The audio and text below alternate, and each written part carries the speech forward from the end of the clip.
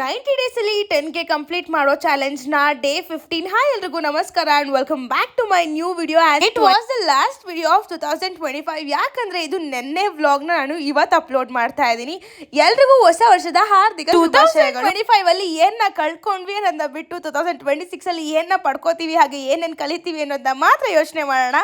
ನಾನು ಅಷ್ಟೊಂದು ಕಳ್ಕೊಂಡಿಲ್ಲ, ಆದ್ರೆ ತುಂಬಾ ಜನದ ಪ್ರೀತಿನ ನಾನು ಪಡ್ಕೊಂಡಿದ್ದೀನಿ ಅಂದ್ರೆ ಅದು ನೀವು. Thank you so much. ನಿಮ್ ಸಪೋರ್ಟ್ ಅಂಡ್ ಲವ್ಗೆ ಯಾವಾಗ್ಲೂ ಹೀಗೆ ಸಪೋರ್ಟ್ ಮಾಡ್ತೀರಿ, ಹಾಗೆ ಪ್ರೀತಿನ ಕೊಡ್ತೀರಿ. ನಮ್ಮ ಲೈಫ್ ಅಲ್ಲಿ ಇರ್ಬೇಕು ಅಂತ ಹೇಳಿದ್ರೆ ಯಾವ ವರ್ಷ ಆದ್ರೂ ಇರುತ್ತೆ, ಹಾಗೆ ಯಾವ ನ್ಯೂ ಇಯರ್ ಆದ್ರೂ ಇರುತ್ತೆ. ಇರಬಾರ್ದು ಅಂತ ಹೇಳಿದ್ರೆ ಏನ್ ಮಾಡಿದ್ರು ಇರಲ್ಲ. ಸೊ ನನಗೆ ಬ್ಯಾಕ್ ಸಪೋರ್ಟ್ ಆಗಿ ಅಪ್ಪ ಅಮ್ಮ ಅಕ್ಕ ಇದಾರೆ, ಜೊತೆಗೆ ನಿಯತ್ತಾಗಿರೋ ಫ್ರೆಂಡ್ಸ್ ಇದಾರೆ.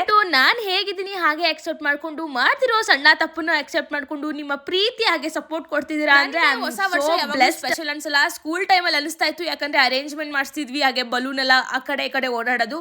ಆಸ್ ದ ಸೇಮ್ ನನ್ಗೆ ಇವತ್ತು ಸಿಕ್ಕಾಪಟ್ಟೆ ಕೆಲಸ ಆಯ್ತು. ಬೆಳಗ್ಗೆ ಬೇಗನೆ ಬಂದಿದ್ದೆ ನೀರ್ ಹಾಯಿಸ್ಬೇಕು ಅಂತ ಹೇಳಿ, ಅದನ್ನ ಹಾಯಿಸಿ 12:45 ವಾಪಸ್ ಮನೆಗೆ ಬಂದ್ರೆ ನಮ್ಮಮ್ಮ ಹಸು ಮೇಲೆ ಚಾಪೀಸಲ್ಲಿ ಹ್ಯಾಪಿ ನ್ಯೂ ಇಯರ್ ಅಂತ ಬರೀತಾ ಇದ್ರು. ಒಂದು ಡೌಟ್ ಆಗ್ತಿತ್ತು, ನಾನು ಯಾಕೆ ಇಷ್ಟೊಂದು ತುಂಟತನ ಮಾಡ್ತೀನಿ, ಹಾಗೆ ಸಿಕ್ಕಾಪಟ್ಟೆ ಮಾತಾಡ್ತೀನಿ, ಎಲ್ರು ರೇಗಿಸ್ತೀನಿ ಅಂತ. ಅದು ಬಂದಿರೋದು ನಮ್ಮ ಅಮ್ಮನಿಂದ. ಯಾಕಂದ್ರೆ ನಮ್ಮಮ್ಮ ಹಸುಗಳ ಜೊತೆನೂ ಹಾಗೆ ಬಿಹೇವ್ ಮಾಡ್ತಾ ಇರ್ತಾರೆ.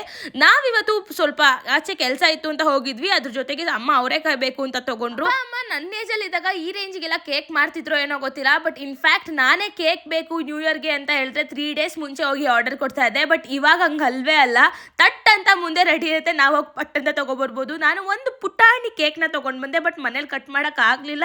ಯಾಕಂದ್ರೆ 12 ಗಂಟೆಗೆ ನಮ್ಮ ಮನೇಲಿ ಯಾರು ಎದ್ದಿರಲಿಲ್ಲ. ಅಂಡ್ ಇನ್ಫ್ಯಾಕ್ಟ್ ನಾನು ನನಗೆ ಆಚೆ ಹೋದಾಗ ಏನಾದ್ರು ತಿನ್ಬೇಕು ಅನ್ಸೋದು, ಒಂದು ಪಾನಿಪುರಿ ಇಲ್ಲಾಂದ್ರೆ ಗೋಬಿ, ಅದು ತಿನ್ಬೇಕು ಅನಿಸ್ತಿತ್ತು. ಬಟ್ ಅಮ್ಮ ಬೇಡ, ಅಲ್ಲಿ ತುಂಬಾ ಜನ ಇದ್ದಾರೆ ಅಂತ ಹೇಳಿದಕ್ಕೆ ವಾಪಸ್ ಮನೆಗೆ ಬಂದ್ಮೇಲೆ ಅದನ್ನೇ ನಾನು ಮಾಡ್ಕೋತಿದ್ದೀನಿ. ಬಟಾಣಿ ಬಿಡ್ಸಕ್ಕೆ ಯಾರು ಪಾರ್ಟ್ನರ್ ಇರಲಿಲ್ಲ ಅಂತ ಅಮ್ಮನ್ನ ಕೂರಿಸ್ಕೊಂಡೆ.